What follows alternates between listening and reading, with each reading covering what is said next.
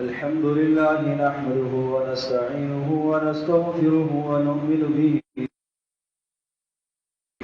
ونعوذ من شرور أنفسنا ومن سيئات أعمالنا من يهده الله فلا مضل له ومن يضلل فلا هادي له ونشهد أن لا إله إلا الله وحده لا شريك له ونشهد أن سيدنا ومولانا محمدا عبده ورسوله أما بعد فأعوذ بالله من الشيطان الرجيم بسم الله الرحمن الرحيم المنافقون والمنافقات بعضهم من بعض يأمرون بالمنكر وينهون عن المعروف ويقبضون أيديهم نسوا الله فنسيهم إن المنافقين هم الفاسقون وعد الله المنافقين والمنافقات والكفار نار جهنم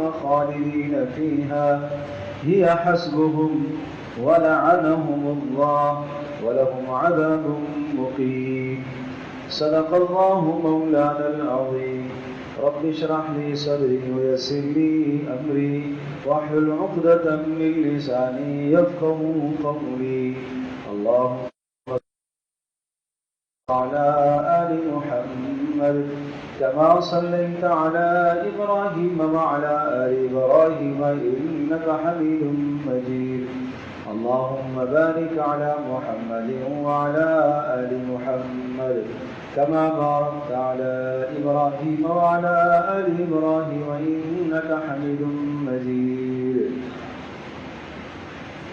یہ سورہ توبہ کا رکوع نمبر 9 ہے اور اس رکوع میں 6 آیات ہیں اور ان 6 آیات بینات میں اللہ تبارک و تعالی نے اسلامی معاشرے کے 2 کردار ذکر فرمائے. اسلام ایک خوبصورت اور پیارا معاشرہ ہمیں سکھاتا ہے اور اسلام ہمیں باہمی ہمدردی کا درس دیتا ہے اور سبق دیتا ہے. تو مدینہ منورہ کی زندگی میں 2 کردار سامنے آئے. رسول اکرم صلی اللہ تعالی علیہ وسلم کے زمانے میں جو لوگ تھے جو اسلامی معاشرہ کہلاتا تھا اس معاشرے کے اندر 2 کردار کے مالک لوگ تھے. جو اچھے کردار والے تھے ان اچھے کردار والوں کے اچھے کردار کو ذکر کر کے ہمیں اس بات کا پابند کیا گیا کہ آپ اس کردار پر چلنے کی کوشش کریں. اور جو برے کردار کے لوگ تھے ان برے کردار کی عادتوں کو ذکر کر کے ہمیں اس بات کا پابند کیا گیا کہ آپ اس برے کردار سے اپنے آپ کو بچا لیں. تو اب میں بھی اور آپ بھی ہم سب سوچ لیں کہ ہمارا شمار یہ جو آیات میں ترجمہ اور تشریح کروں گا اس کے بعد ہمارا شمار کس کردار میں ہے. کیا ہمارا کردار اچھے لوگوں میں ہے یا ہمارا کردار برے لوگوں میں ہے؟ اچھا، قرآن مجید میں یہاں پر پہلے معاشرے کے اندر جو بد کردار لوگ ہوتے ہیں برے کردار کے لوگ ہوتے ہیں ان کی 5 نشانیاں اللہ نے ذکر فرمائی اور اس کے بعد ان بد کرداروں کو اللہ پاک نے کیا سزائیں دینی ہیں وہ 3 سزائیں ذکر فرمائی. اور پھر اسی طرح سے اللہ تبارک و تعالی نے اہل ایمان اور اچھے اور نیک سیرت اور نیک کردار کے لوگوں کی 5 نشانیاں ذکر فرمائی اور پھر ان کو اللہ کی طرف سے ملنے والے 3 انعام کا بیان ہے. اور پھر اللہ پاک نے اس کو بڑی کامیابی کہا کہ جو اچھا کردار رکھنے والا ہے اور جس میں یہ نشانیاں ہیں وہ سب سے بڑا کامیاب ہے. تو المنافقون والمنافقات بعضهم من بعض مدینہ منورہ کی زندگی میں حضرت صلی اللہ علیہ وسلم کے زمانے میں موجود ہے. صحابہ کرام رضی اللہ عنہم اجمعین آپ علیہ السلام پر جان نثاران جان قربان کرنے والے افراد و اشخاص بھی موجود ہیں. لیکن اسی شہر کے اندر اسی معاشرے کے اندر کچھ ایسے اشخاص اور افراد بھی ہیں جو زبان سے تو کلمہ پڑھتے ہیں لیکن دل میں ایمان نہیں رکھتے، جن کو قرآن منافق کہتا ہے. ان لوگوں کا کیا کردار تھا اس اسلامی معاشرے کے اندر، اور وہ کیا بری عادات کے حامل تھے کہ جس وجہ سے اللہ پاک نے ان کو 3 سخت سزائیں سنائی ہیں، وہ یہاں کردار آپ ذہن نشین فرما لیں، اور اس بدترین کردار سے ہم اپنے آپ کو کم از کم پاک کر لیں۔ تو پہلی بری عادت بد کردار لوگوں کی، نمبر 1، المنافقون والمنافقات بعضهم من بعض، کہ ان کے تعلقات اور ان کی دوستیاں اور ان کے روابط صرف اور صرف دنیا کی غرض کے لیے ہوتے ہیں۔ یہ بد کردار معاشرے کی، یا یوں سمجھیے بد کردار افراد کی سب سے پہلی نشانی، بد کردار فرد کی سب سے پہلی نشانی کہ اس کو صرف اپنی غرض مقصود ہوتی ہے، بس مجھے فائدہ پہنچ جائے،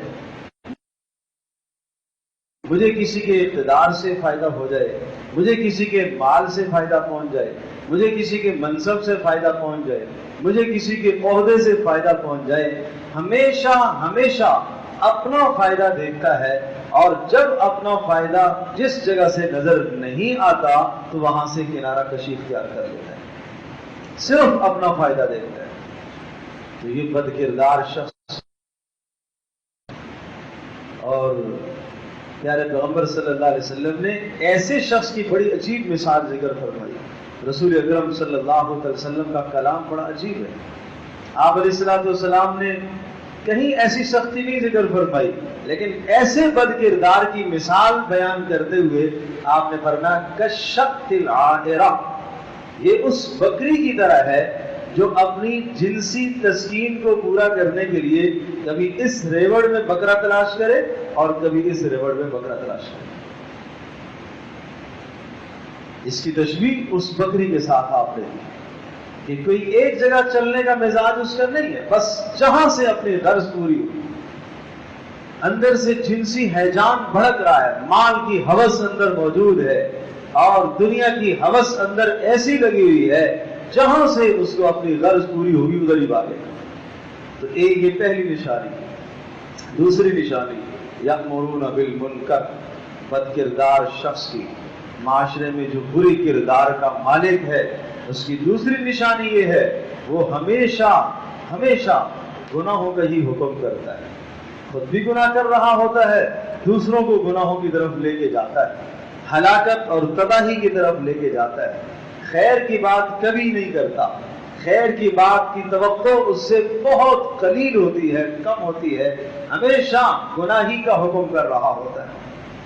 تو ہم زندگیوں کا، اپنی زندگی کا محاسبہ کریں اور جائزہ لیں، کہیں ایسا ہمارے ساتھ تو نہیں ہو رہا، کہیں ہم تو اپنے معاشرے میں دوسروں کو برائی کا حکم تو نہیں دے رہے، برائی کا حکم تو ہم نے دی رہے، ہمیں تو نیکی کا حکم دینا چاہیے، برائی کا حکم تو ہماری زبان سے نہیں نکل رہا۔ باپ ہونے کی حیثیت سے بیٹے سے کوئی برائی کا حکم دے، شوہر ہونے کی حیثیت سے بیوی کو کسی اللہ کی نافرمانی کا حکم دے، اور بیوی ہونے کی حیثیت سے شوہر کو اور اپنی اولادوں کو کسی جگہ پر نافرمانی کا حکم دے، کہیں یہ بات ہمارے اندر تو نہیں ہے، ہم اپنے محاسبہ کر لیں، اپنے آپ کو ٹٹول لیں۔ تیسری نشانی وَيَنْهَوْنَ عَنِ الْمَعْرُوفِ، ہمیشہ نیکیوں سے روکتے رہتے ہیں۔ بد کردار انسان کی تیسری نشانی یہ بتائی، ہمیشہ وہ نیکیوں سے روکتا ہی رہتا ہے۔ نماز پڑھنے کوئی جا رہا منع کر دے گا، چلو بعد میں پڑھ لیں گے، ابھی بڑا ٹائم ہے، ابھی کسی اور کام میں لگ جاتے ہیں۔ گھر کے اندر بحیثیت باپ کے اولاد کو کہیں ہم نیکی سے روک تو نہیں رہے، شوہر ہونے کی حیثیت سے کوئی شوہر اپنی بیوی کو کسی نیکی سے روک تو نہیں رہا، اگر ہے تو یہ بد کردار انسان ہے۔ یہ رسول اکرم صلی اللہ علیہ وسلم کے زمانے میں ایسے اشخاص تھے جو منافق کہلاتے تھے، یہ ان منافقوں کا کردار اللہ پاک نے یاد ذکر فرمایا۔ اللہ اکبر۔ اور چوتھی نشانی وَيَقْبِضُونَ أَيْدِيَهُمْ، ہمیشہ مال اپنے پاس روک کر رکھنا، خرچ نہ کرنا، جہاں خرچ کرنے کی ضرورت ہو وہاں خرچ نہ کرنا۔ یہ اس کی کئی صورتیں ہوتی ہیں۔ ایک آدمی وہ ہے کہ جو فرائض منصبی بھی ادا نہیں کرتا، بیوی اور بچوں پر جہاں خرچ کرنے کی ضرورت ہے وہاں پر بھی نہیں خرچ کرتا. ایک شخص کے بخل کی یہ انتہا ہے. اور کچھ ایسے پر تو غافل خرچ کرتے ہیں، لیکن بیوی بچوں کے علاوہ قرابت داروں میں اگر کوئی ضرورت محسوس کرتے ہیں تو نہیں خرچ کرتے. بہن اس وقت محتاج ہے، بھائی کو ضرورت ہے، چچا کو ضرورت ہے، ماموں خالہ کو ضرورت ہے، کسی پڑوسی کو ضرورت ہے اور شدید ضرورت ہے، لیکن جیب سے مال اس لیے نہیں نکل رہا. یہ ہم تعبیر کر لیتے ہیں کہ بھائی اس کو تو میں دے دے کے تھک گیا ہوں، کیا کروں. یا یہ ہے کہ اس نے ہمارے ساتھ کوئی برائی کی تھی اور وہ برائی آج سامنے نظر آ جاتی ہے اس لیے ہم اس کو نہیں دے پاتے. یہ کوئی اچھا کردار نہیں ہے. قرآن کہتا ہے یقبضون ایدیہم، اپنے ہاتھوں کو روک کر رکھتے ہیں، خرچ کرنے سے اپنے ہاتھوں کو روک کر رکھتے ہیں. تو یہ بد کردار لوگوں کی چوتھی نشانی ہے، یہ منافقوں کی چوتھی نشانی. اور پانچویں نشانی نسوا اللہ ونسیہم، ہمیشہ اللہ کو بھلا بیٹھے، آخرت کو بھلا بیٹھے، رسالت کو بھلا بیٹھے. جو مقصد تھا دنیا میں آنے کا وہ مقصد کبھی ذہن میں نہیں رہا.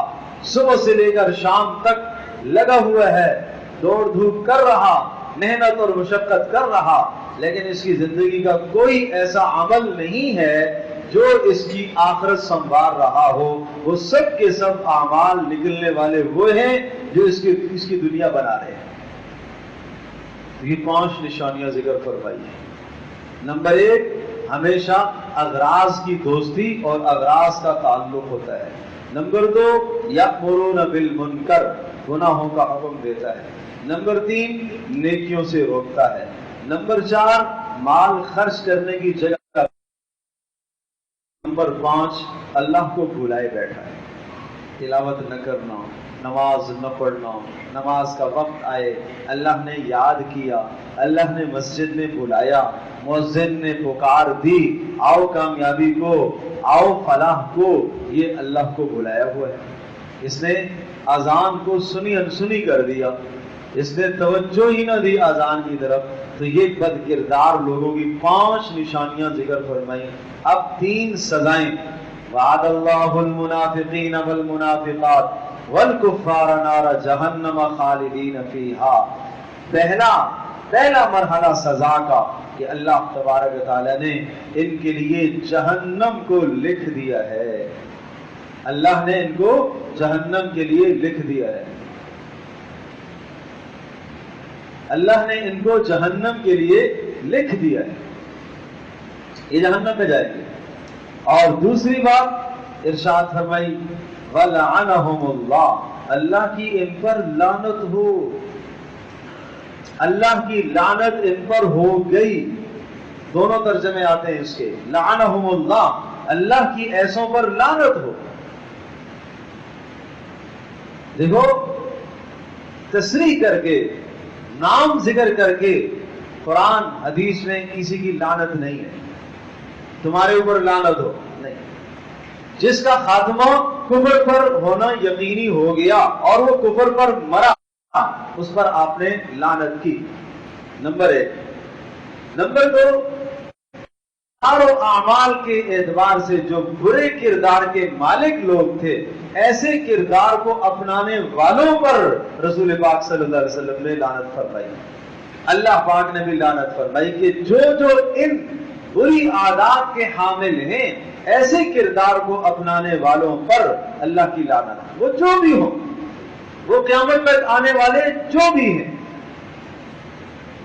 اور تیسرا، کبھی کبھی آپ علیہ الصلوۃ والسلام نے تصریح بھی کی ہے، اور وہ بھی اس صورت کے اندر کہ جن کے متعلق یقین تھا کہ ان کا خاتمہ کفر پر. ابو جہل یقین تھا خاتمہ اس کا کفر پر، تو ایسوں کو لعنت کیے. ویسے لعنت کے متعلق یہ حکم ہے کہ جب کوئی شخص کسی پر لعنت کرتا ہے، وہ لعنت اور پھٹکار اس کے پاس جاتی ہے، اور اگر وہ مستحق لعنت ہوتا ہے تو لعنت بڑھتی ہے، ورنہ لعنت لوٹ کر واپس لعنت کرنے والے کی طرف آتی ہے. اس لیے سخت بات ہے. اور لعنت کا مطلب پتہ کیا ہوتا ہے؟ لعنت کا مطلب یہ ہوتا ہے اللہ کی رحمت سے یہ دور ہو جائے، اللہ کی پھٹکار اس پر برسے، کبھی اللہ کی رحمت اس پر نہ اترے۔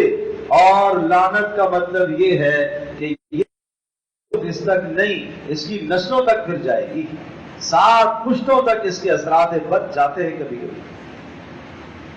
اس لیے دوسری سزا یہ سنائی کہ ایسا جو برا کردار اختیار کرنے والے لوگ اسلامی معاشرے کو خراب کرنے کی کوشش کرتے ہیں، ایسوں پر اللہ کی لعنت ہو۔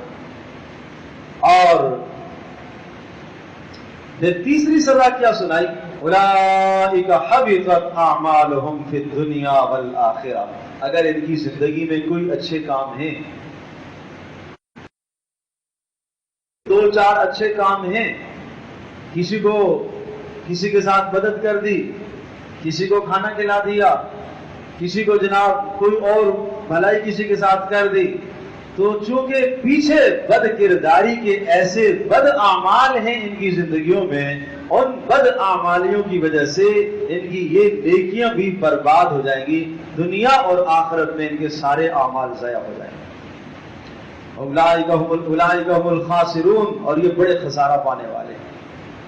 اور بڑے عجیب طریقے سے قرآن نے ایک تشبیہ ذکر فرمائی کہ ان کی شباہت گزشتہ نبیوں کی قوموں میں جو بد کردار لوگ تھے ان بد کرداروں کی طرح ہے، انہوں نے بھی اپنی اغراض کو دیکھا، یہ بھی اپنی اغراض کو دیکھ رہے ہیں۔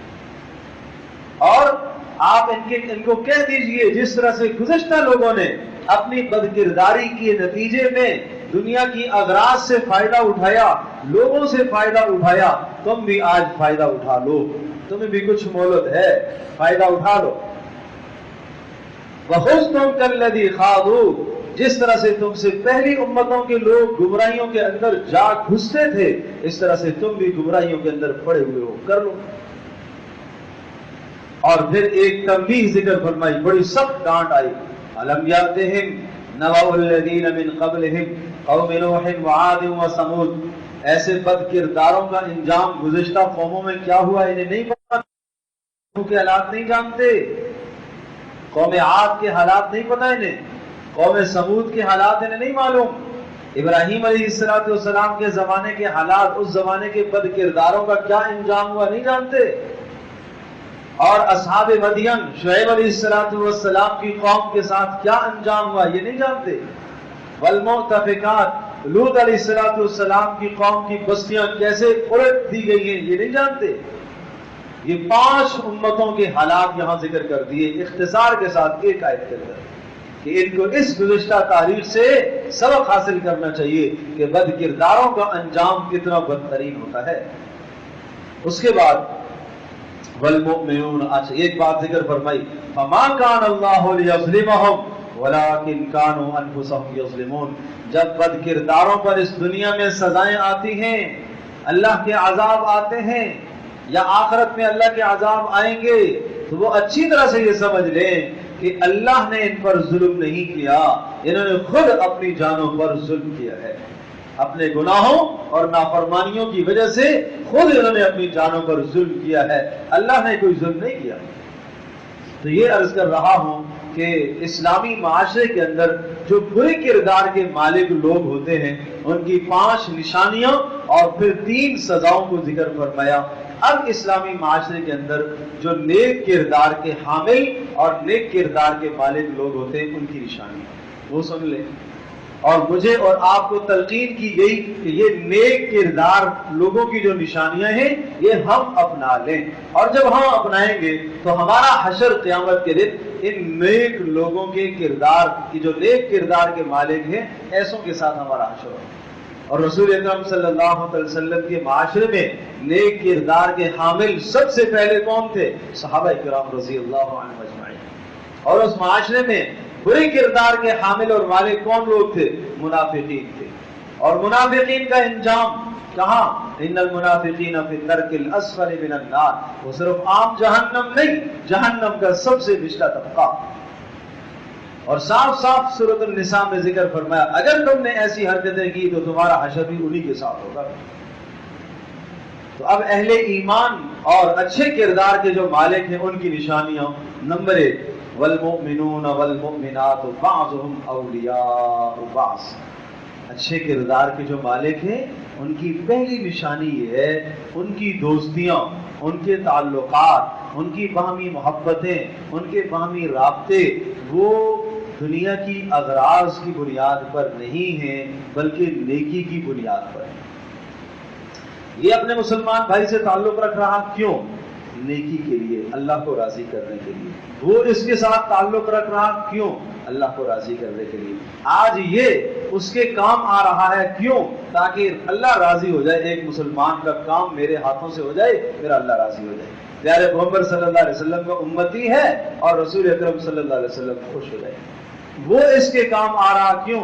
یہ نہیں کہ یہ میرے کام آیا تھا آج میں بھی اس کے کام آؤں گا، یہ میرے کام نہیں آیا تھا آج میں بھی اس کے کام نہیں۔ اہل ایمان کا یہ کردار نہیں ہے، اچھے معاشرے کا یہ کردار نہیں ہے۔ اچھے معاشرے کا کردار یہ ہے مجھے اپنی نیکی کمانی ہے، مجھے اپنی نیکی حاصل کرنی ہے، اس اپنی نیکی کو حاصل کرنے کے لیے میں دوسرے کے ساتھ مدد کر رہا ہوں۔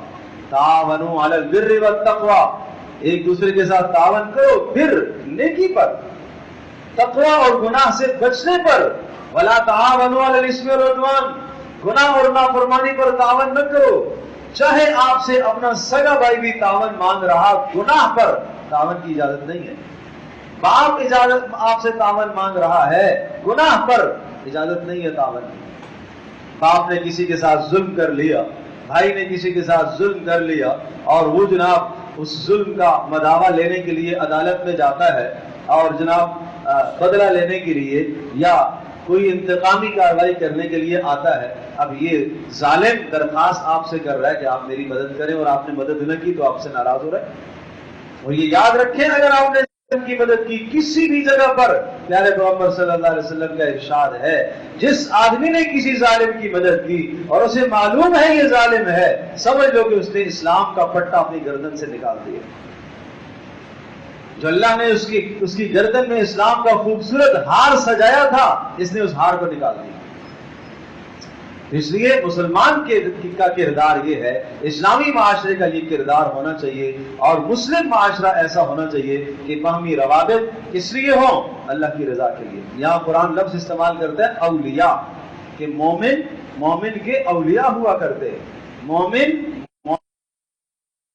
ولی کا ترجمہ اردو میں ہم کرتے ہیں دوست، لیکن ولی ایسے دوست کو کہتے ہیں جو بغیر کسی غرض کے آپ کو فائدہ پہنچائے اور بغیر کسی غرض کے آپ سے نقصان کو دور کرے، یہ ولی کہلاتا ہے۔ ولی ایسے دوست کو کہا جاتا ہے۔ اسلام ہمیں ایسے معاشرہ دے رہا ہے کہ آپ اپنے مسلمان بھائیوں کے ساتھ تعاون کریں، نیکی کریں، ان کے ساتھ بھلائی کریں بغیر کسی غرض کے، اور ان سے نقصان کو دور کریں بغیر کسی غرض کے، صرف اللہ کی رضا ہو۔ یہ پہلی نشانی۔ نمبر 2، یأمرون بالمعروف، نیک کردار، نیک معاشرہ۔ صحابہ کرام رضی اللہ عنہم اجمعین کا خوبصورت کردار یأمرون بالمعروف، نیکیوں کا حکم کرنا۔ ادھر منافقوں کا کیا کردار تھا؟ گناہوں کا حکم کرنا۔ یہاں کیا کردار بتایا؟ نیکیوں کا حکم کرنا۔ یأمرون بالمعروف، ہمیشہ نیکی کا حکم کرتے ہیں۔ ہم شاید سمجھتے ہیں کہ بھائی نیکی کا حکم کرنا وہ تو اس شخص کا کام ہے جو عالم ہو، جو ممبر پر بیٹھ کر تقریر کرے، یا جو جناب کسی تبلیغی جماعت میں نکل گیا اور اس نے وقت لگا لیا، بس یہ صرف نیکی کا کہنا یہ اس کا کام ہے۔ نہیں، یہ ہر بہترین انسان کا کام ہے۔ اچھے کردار کے مالک کی یہ نشانی ہے، وہ ہمیشہ نیکی کا حکم دے گا۔ وہ اپنے حلقہ احباب میں نیکی کو پھیلاتا ہے۔ اس نے جہاں سے نیکی کی بات کو سنا اس نیکی کو پھیلائے گا۔ یہاں آپ نے نیکی کی بات سنی، اس کو جا کے پھیلائیں۔ یہ دوسری نشانی۔ تیسری، وَيَنْهَوْنَ عَنِ الْمُنْكَرِ، اور وہ گناہوں سے روکتا ہے۔ اچھے کردار کا مالک انسان دوسروں کو، اپنے مسلمان بھائیوں کو گناہوں سے منع کرتا ہے۔ یہ نہیں کہتا کہ میری کیا غرض ہے اس سے، مجھے کیا اس سے لین دین، یہ جائے جہنم میں، نہ، یہ بات غلط ہے، یہ بات بالکل غلط ہے۔ آپ اچھا بننا چاہتے ہیں، معاشرے کا اچھا انسان بننا چاہتے ہیں، اچھے کردار کا حامل آپ بننا چاہتے ہیں، تو ضروری ہے آپ نیکی کا حکم کریں اور آپ گناہوں سے روکیں۔ یہ نیکی کا حکم کرنا اور گناہ سے روکنا آپ کا اپنے گھر میں بھی ہے، سب سے پہلے آپ کا اپنے گھر میں ہے۔ آپ گھر میں کوئی برائی دیکھ رہے ہیں، آپ روکیں، آپ اس برائی کو ہاتھ سے روکنے کی کوشش کریں، نہیں زبان سے روکنے کی کوشش کریں، نہیں تو کم از کم آخری درجہ تو یہ ہے کہ دل کے اندر تو برا سمجھے کہ یہ غلط کام ہو رہا ہے۔ آج ہم معاشرے حصہ بن جاتے ہیں۔ برائی کا حصہ بننے کا مطلب یہ ہوا کسی بری تقریب میں آدمی شریک ہوا ہے، گناہ اور نافرمانی کی تقریب میں شرکت کر کے آدمی اس کو برا بھی نہ سمجھے، تو فرمایا اس کے بعد ایمان کا کوئی حصہ اس کے پاس نہیں بچا۔ ایمان کی دولت لٹوا دی اس نے، ایمان کی دولت اس سے لٹ گئی ہے، لٹ گئی ایمان کی دولت۔ تو اس لیے نیک کردار کی نشانیاں بیان کر رہا ہوں۔ فرمایا نیکی کا حکم کرتے ہیں، گناہوں سے روکتے ہیں، وَيُقِيمُونَ الصَّلَاةَ۔ اچھے کردار کے مالک جو لوگ ہوتے ہیں وہ نماز قائم کراتے ہیں۔ دوست وہ ہوتا ہے جو نماز کا حکم دیتا ہے۔ ہم نے کبھی اس بات کو بھی مد نظر رکھا کہ اچھا دوست ایسا ہو، یہ قرآن کیا کہتا ہے، اولیاء بعض، مومن کا ولی اور دوست ہوتا ہے، کیا کرتا ہے، وہ نیکی کا حکم دیتا ہے، گناہ سے روکتا ہے، نماز قائم کراتا ہے اسے۔ نہیں دوست نماز کا ٹائم ہے، چلو نماز میں چلتے ہیں۔ راستے میں مل گیا، دوست نے دعوت دی، چلو چلتے ہیں باہر گھوم کے آتے ہیں، نہیں بھائی نماز کا ٹائم ہے، میں نماز کو جاؤں گا۔ یہ ایماندار کردار ہے، یہ اچھے کردار کے مالک ہیں۔ یقیمون الصلاۃ، خود بھی نماز قائم کرتے ہیں اور دوسروں کو بھی نماز قائم کراتے ہیں۔ ویؤتون الزکاۃ، پانچویں نشانی بتائی کہ وہ زکوٰۃ ادا کرتے ہیں۔ یعنی منافقوں کی نشانی کیا تھی، وہ مال کو روک کر رکھتے ہیں، وہ خرچ نہیں کرتے۔ ان کی کیا نشانی بتائی، جہاں خیر کا معاملہ آتا ہے وہاں مال خرچ کرتے ہیں، اور اگر خود خرچ کرنے کی استطاعت نہیں رکھتے دوسروں کو ترغیب دیتے ہیں، دوسروں کو تلقین کرتے ہیں۔ وَيُطِيعُونَ اللَّهَ وَرَسُولَهُ، ان پانچ نشانیوں کے بعد ایک بات عمومی ذکر کی کہ یہ پانچ باتیں کیوں کرتے ہیں، اس لیے کہ اللہ اور اس کے رسول کی اطاعت کرنے کے لیے۔ اور پھر اس کے بعد فرمایا اب تین انعامات، کیا انعامات ہیں ان کو، اللہ کیا انعام دے گا۔ نمبر ایک، اولئک سیرحمہم اللہ، اللہ تبارک تعالیٰ کے رحمت کے یہ مستحق بن گئے۔ منافق اللہ کی لعنت کے مستحق قرار پائے اور یہ اللہ کی رحمت کے مستحق قرار پائے۔ اولئک سیرحمہم اللہ، اللہ رحمت برسائے گا۔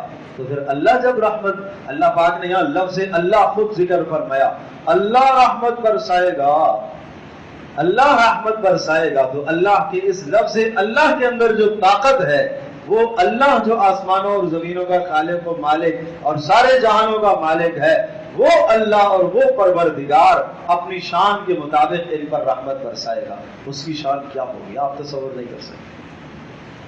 اور نمبر دو، بعد اللہ المومنین والمومنات، پھر دوسرا انعام اللہ تبارک تعالیٰ نے ان کے لیے وعدہ فرمایا ہے، اللہ پاک ان کو جنت میں داخل کرے۔ جنت میں داخل ہو جانا کوئی معمولی وعدہ ہے، یہ عظیم الشان وعدہ ہے۔ آج دنیا میں ہماری محنت اور مشقت کس بنیاد پر ہے، حصول جنت کے لیے تو ہے، اللہ راضی ہو جائے اور اللہ پاک ہمیں جنت دے دے۔ فَمَنْ زُحْزِحَ عَنِ النَّارِ وَأُدْخِلَ الْجَنَّةَ فَقَدْ فَازَ، جو جہنم سے بچا لیا گیا اور جنت میں داخل ہو گیا، یہ سب سے بڑا کامیاب ہے، یہ سب سے بڑی کامیابی ہے۔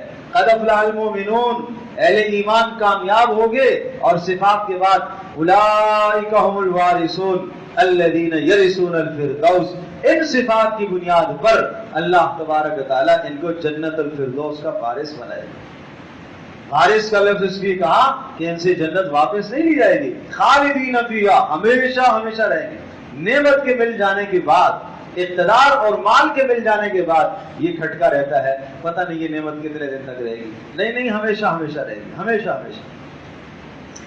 اور تیسرا انعام بہت عظیم انعام، بہت عظیم انعام اللہ پاک ہم سب کو عطا فرمائے، وہ ان سب پر بھاری ہے، وہ سب پر بھاری، وہ کیا ہے، ورضوان من اللہ، اللہ کی رضا، ورضوان من اللہ، اس کو آپ نہیں سمجھو گے، ورضوان من اللہ، اور اللہ کی جانب سے رضا مندی کا اعلان اکبر، یہ سب سے بڑی کامیابی، یہ سب سے بڑا انعام اب اس کو میں ایک حدیث اس کے ساتھ لگاتا ہوں. آپ نے ارشاد فرمایا اہل جنت جب جنت میں داخل ہو جائیں گے اللہ تبارک و تعالیٰ ان سے پوچھے گا ہاں بھائی بتاؤ کیا چاہتے ہو کیا چاہتے ہو. تو وہ کہیں گے اللہ اور کیا چاہیے. علم تبیض وجوہنا, آپ نے ہمارے چہروں کو خوبصورت کر دیا, اور وَتُدْخِلْنَا الْجَنَّةَ, جنت میں داخل کر دیا, وَتُنَجِّنَا مِنَ النَّارِ, اور اللہ جہنم سے آپ نے ہمیں آزاد کر دیا, اور اس سے بڑھ کر ہمیں کیا چاہیے.